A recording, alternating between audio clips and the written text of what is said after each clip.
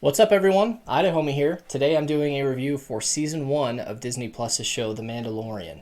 I decided to do a season review instead of just continuing to do, episode by episode reviews because, one, I didn't feel like it really fit how the show was leaning. It felt like for a little while the show was just going episode by episode instead of an overarching story. And now that the last couple episodes came through, I decided I'm just going to do a review of the whole season. We'll talk about a little bit of the last couple episodes and what my thoughts are for the season in general, what I liked and what I disliked. And I was actually out of town for the last 3 episodes as they released, so it would have been difficult to do reviews since I didn't have any of my equipment there at the time. Now, this review will be full of spoilers, so if you haven't finished the show, please go back and finish watching it and then come back and check out this video. So just a little backstory on The Mandalorian. It has 2 showrunners. The first one being very popular, it's Jon Favreau. A lot of you know who that is. He's the one who directed Elf, Iron Man 1, Iron Man 2. He also helped with a lot of the other Marvel movies that helped make the Marvel Universe. He did the most recent live-action Lion King, the most recent live-action Jungle Book movie. He's very popular right now, and he's personally one of my favorites.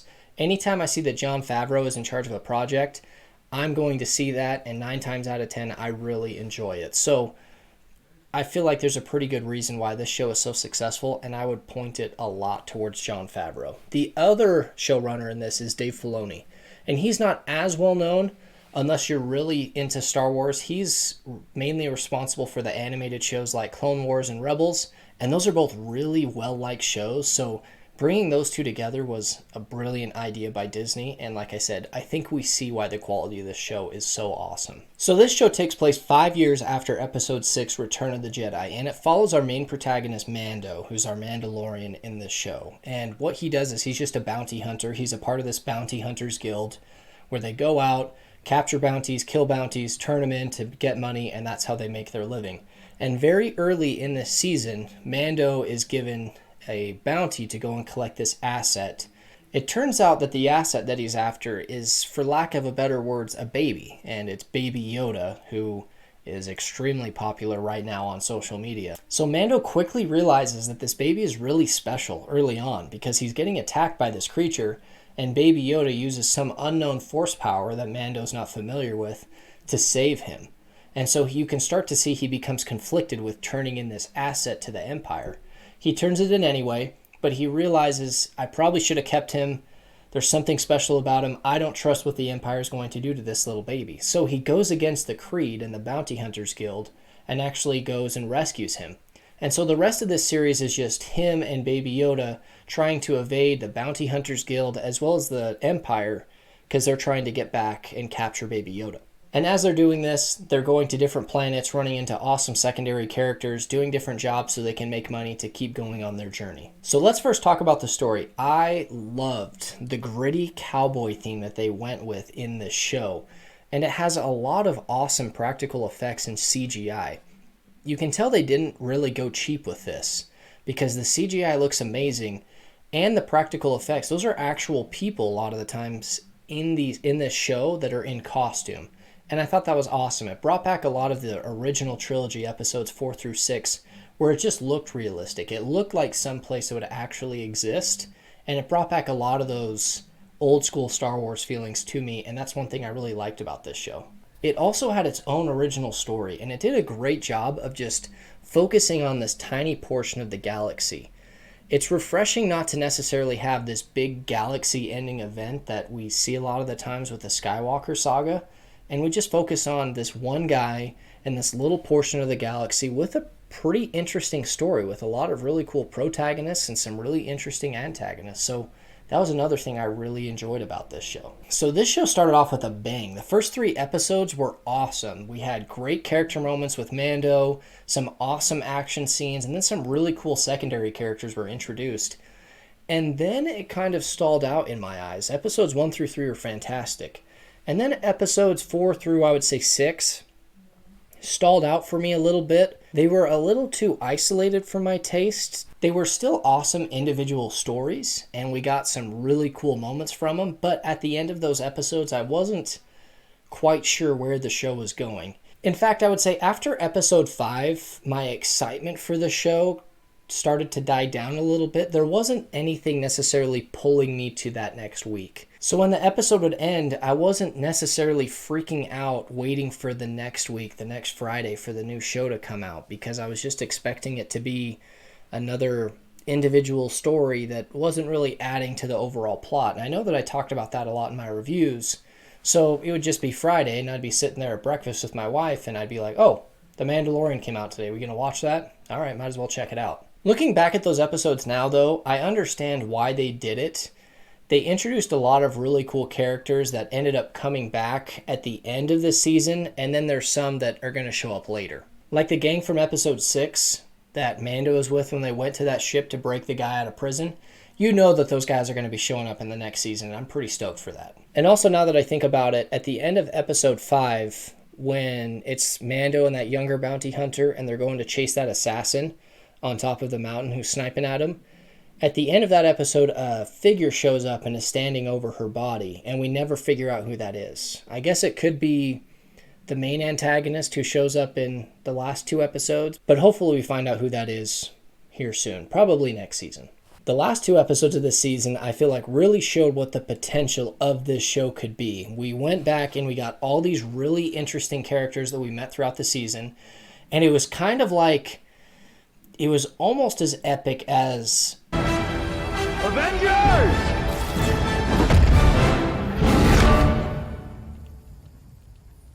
Assemble. Okay, maybe not that epic, but we still got to bring them all back together and join Mando's crew.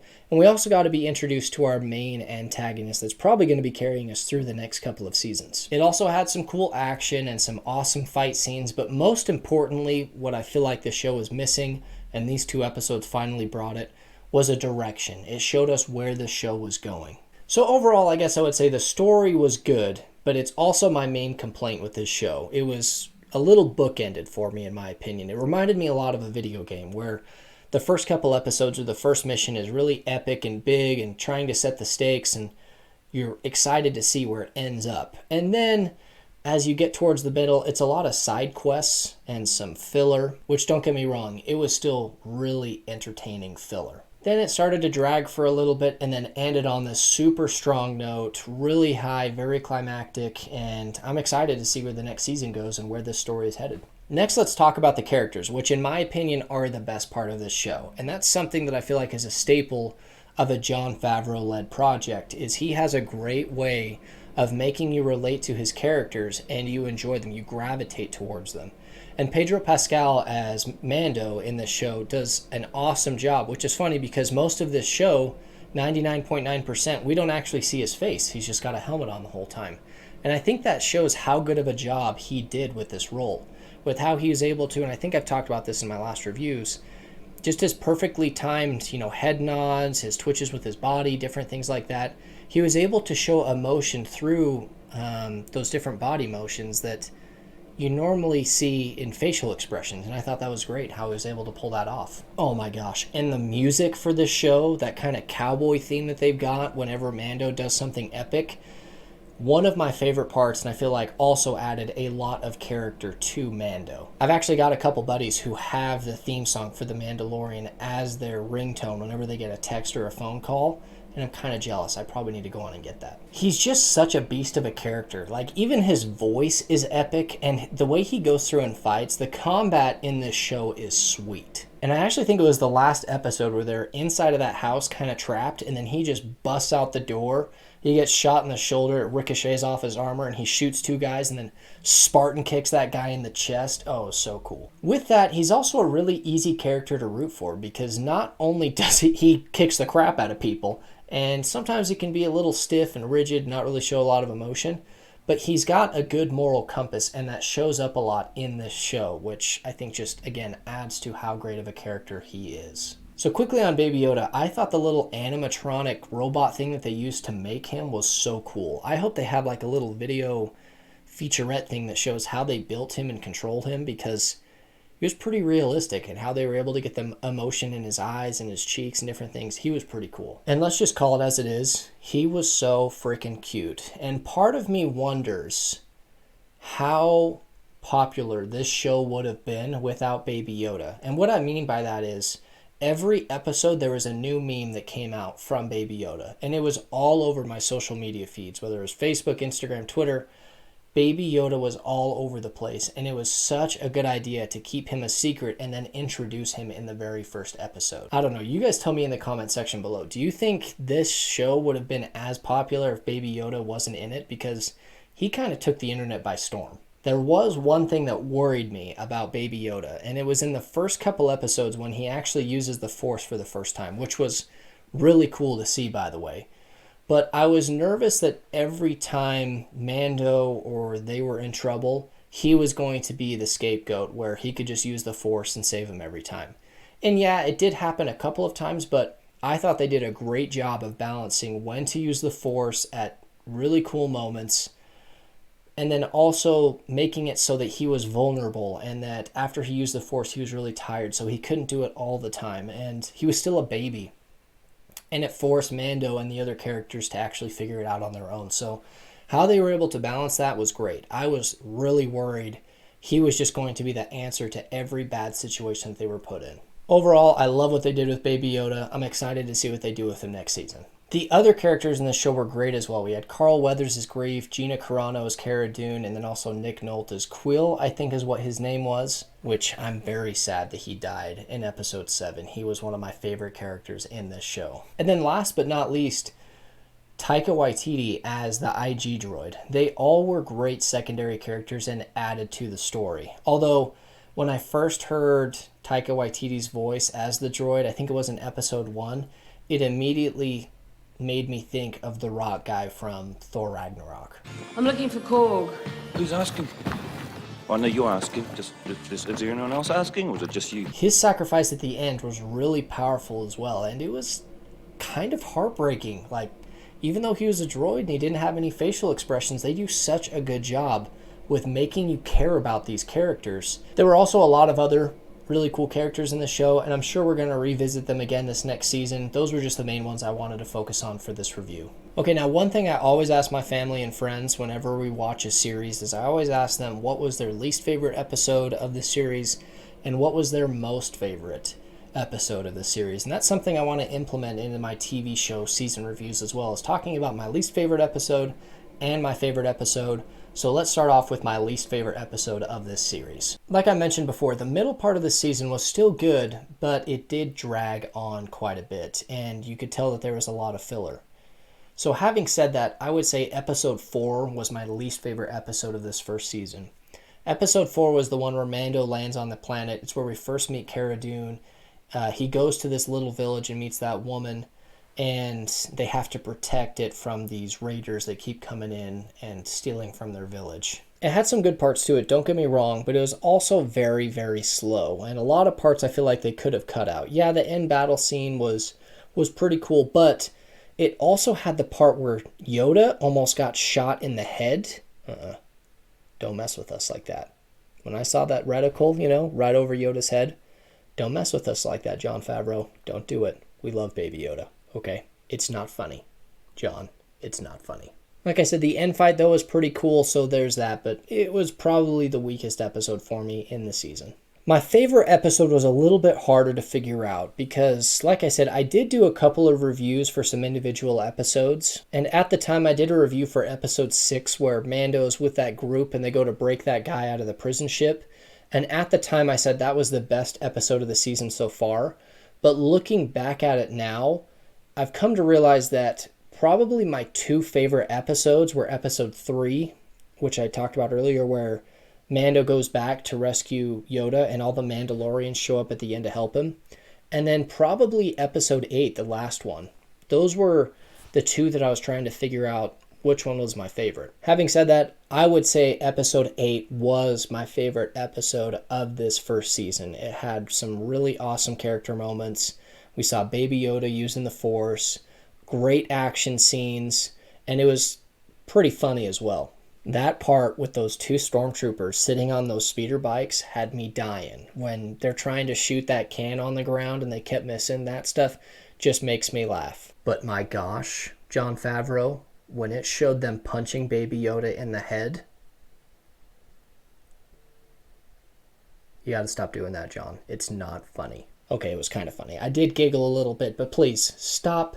Just stop messing with Baby Yoda. Just protect the little guy, okay? He's our favorite. The ending scene was pretty cool as well. I saw a lot of people on the internet freaking out about it, and I wasn't quite sure why. But I've done some research on it, and now I guess I'll explain a little bit about what that was at the end for those of you that don't know. So after Mando lands on the TIE fighter and blasts it out of the sky, we see Moff Gideon cut through the ship and walk out of it. At the time, I wasn't quite sure what it was. It acted like a lightsaber, but it looked obviously a lot different than a lightsaber. So I thought that it was just some kind of special knife electric thing that we've seen some other characters use in the Star Wars universe. So like I said, I did a little bit of research, and it turns out that this weapon is the dark saber. You know, not a lightsaber, but a dark saber, and that's why it's black, you know, with the cool white outline. And what it is it was actually the lightsaber of the very first Mandalorian Jedi. He went through and he created this lightsaber, and from what I read, I couldn't find anything that says why it's black, but it's a special crystal, and it's the only lightsaber that we know of that has that dark color to it. Anyway, so this dark saber is very important to Mandalorian culture, as you can imagine. It was the first lightsaber for the very first Mandalorian Jedi, and it's also the only one of its kind. And it's kind of like the Excalibur of the Star Wars universe. It's the most popular lightsaber there is in Star Wars, because whoever has that lightsaber is supposedly the ruler of the planet of Mandalore, where the Mandalorians come from. It's a little bit shorter than a normal lightsaber, but like I said, it's the most unique. And the reason why it's showing up in the show is obviously being speculated right now, but from what most people are assuming is Moff Gideon was a part of the Empire who led the attack on Mandalore, and he could be the one that was responsible for, you know, the purge, as it was called, of Mandalore, and so he's now taken this darksaber for his own. And now that I know what it is, it makes that last scene even more epic, because I don't know how they're going to move forward with Baby Yoda, with how his aging is. He obviously can't speak yet, but if they're able to turn Baby Yoda into a Mandalorian, and because he's a Force user, maybe he eventually gets the darksaber, and he becomes a Baby Yoda Mandalorian darksaber wielding Jedi. I think I got that right. That would be so cool. Anyways, guys, overall, I really enjoyed this first season. It was one of my favorite TV shows I've watched over the last year. I'm super excited for this next season and to see where they go with it. And if I was to give it a grade, I would give The Mandalorian Season 1 a B+. That's it for the video, guys. Thank you so much for watching. And I just have to say, these first couple of months of getting this channel started has been an absolute blast. It's been very stressful, that's for sure. It's a lot harder than I thought, but it's been a lot of fun. And the encouraging texts and phone calls I've been getting from friends and family saying they're watching videos and they really like them, even from people I haven't heard from in years, it's meant the world to me, and I really appreciate it. Thank you guys so much. Anyways, guys, you know the typical YouTube stuff that happens at the end of the videos. If you like this video, make sure to click the like button down below. And if you like my content and you want to hear more, click the subscribe button if you haven't already. It really helps out the channel. And if you have some friends and family that are also watching The Mandalorian, please send this to them, share it with them, let them watch it, and hopefully they like it as well. And guys, that's it for the video. Thank you so much for watching. We'll see you next time.